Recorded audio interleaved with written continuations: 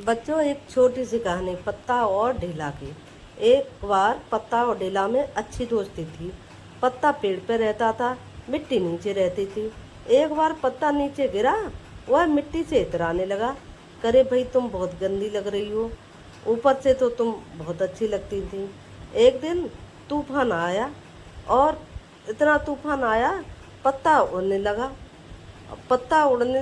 अब वह चिल्लाने लगा, बचाओ बचाओ। फिर मिट्टी ने सुना और मुस्कुराई, भैया मैं तो गंदी हूँ, मैं कैसे बचा पाऊंगी तुम्हें।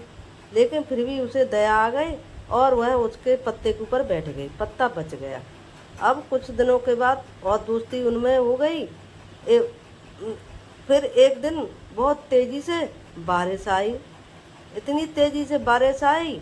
अब मिट्टी कैसे बचे, तो मिट्टी को उसने पत्ते ने ढक लिया। अब मिट्टी भी बच गई, अब दोनों की दोस्ती सलामत रही। तो बच्चों, इससे सीख मिलती है कि कोई किसी से कम नहीं होता है और न किसी को कमज़ोर समझना चाहिए। हमें तुम्हें अपनी दोस्ती के लिए हमेशा एक जैसा अच्छा व्यवहार करना चाहिए।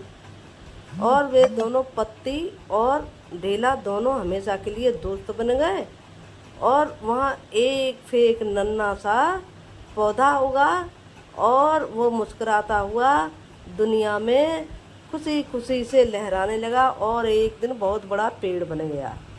बच्चों, तोता मैना की कहानी सुनो। तोता मैना की बहुत अच्छी दोस्ती थी।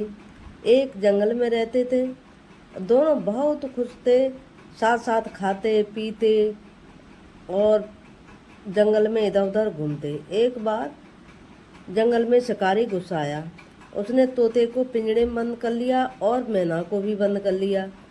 तोते को तो मैना को उसने कसाई के यहाँ बेच दिया और तोते को राजा के यहाँ। मैना कसाई के यहाँ गालियाँ सुनती और गालियाँ चीख चीख के चिल्लाती। राजा के यहाँ सभी का स्वागत होता था तो शिष्ट सीख गया।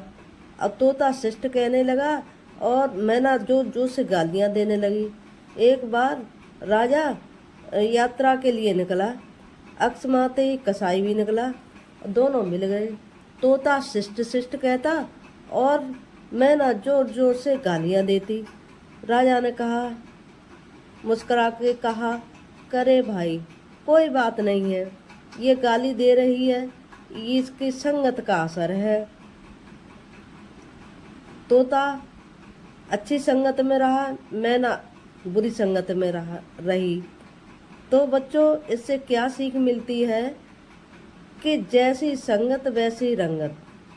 जो आदमी जिस वातावरण में रहता है उसका वैसा ही स्वभाव व्यवहार बन जाता है।